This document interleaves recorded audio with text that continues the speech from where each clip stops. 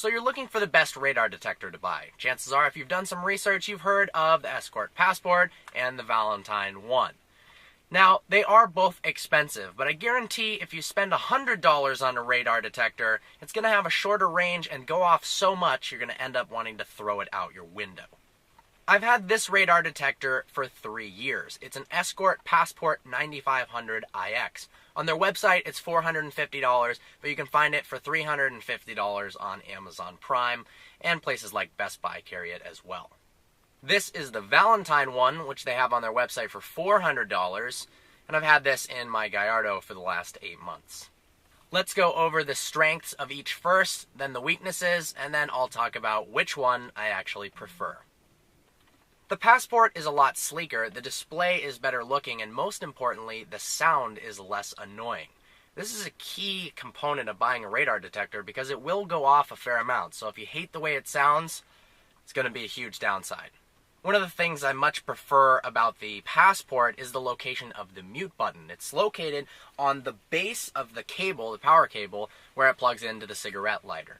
That means you can easily reach it, mute the button when your radar is going off. However, on the Valentine one, the mute button is located on the unit itself right here. So, if you have to mute it, you got to reach forward towards the window, press it. It's not the most convenient location. One of the things I like the most about the Passport is its intelligent GPS feature. This means it can silence a lot of false alarms, and here's why. If you haven't noticed, supermarkets use radar for their sliding doors to detect when someone is approaching the supermarket. Now, that unfortunately sets off the radar detectors. But the good news is they're always in the same location at the exact same time. So, with this GPS feature, GPS filter on.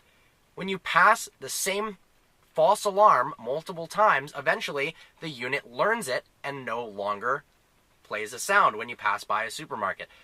This is very convenient, especially if you drive a similar route, you commute to work. You're going to start losing all those false alarms, and then the only time it really goes off and says KA band is if there's an actual police radaring you. The display is also extremely clear, and it shows the radar band that you're being hit with on the screen, which is very nice because typically KA is definitely a cop, and something like X band is usually a false alarm. Auto no X highway. Very easy to see, and something that the Valentine one does not have. Now, the Valentine one has directional arrows that let you know where the signal is coming from. If you're driving on the freeway and your radar constantly keeps going off, it might be nice to know that the police officer is actually behind you. That way you can pull over to the side and let him pass. It also tells you the amount of signals that you're being hit with. Potentially, there's a cop behind you, as well as in front of you. It's nice to know that it's not just one signal. The range on the Valentine 1 is also superior to the 9500 IX. It's pretty impressive how far this thing picks up K and KA band. The Valentine 1 has both front and rear-facing antennas to pick up signals in front of you and behind you. Notice the Passport only has one for the front, so if someone is behind you and a cop radars you, chances are it's not going to pick it up.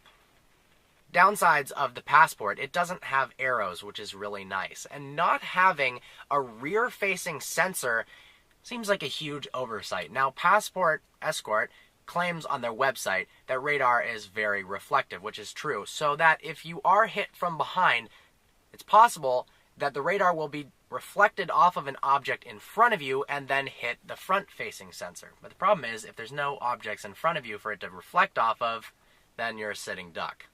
Some downsides of the Valentine 1. Having the mute button located on the unit itself is frustrating. Having to reach forward and press it when you could just reach down. Really annoying. Also, the indication for what band you're being hit with is far too small. Especially at nighttime, you've got pretty much no idea whether you're hit by KA, X, or K band. And that's silly because typically if it's KA, it's going to be a police officer, and K and X, not so much.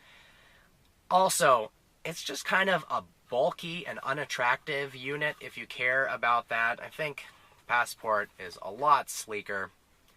So if you've got a car with a nice interior, this one looks a lot more modern. They haven't really changed the shape of this much in many years, although they've updated the software.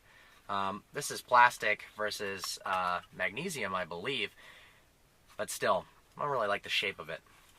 Final conclusions. If you're doing a rally and accuracy as well as range is of the utmost importance, then the Valentine one is the way to go. But it's going to go off a lot more, have more false alarms, and the sound's going to be more annoying.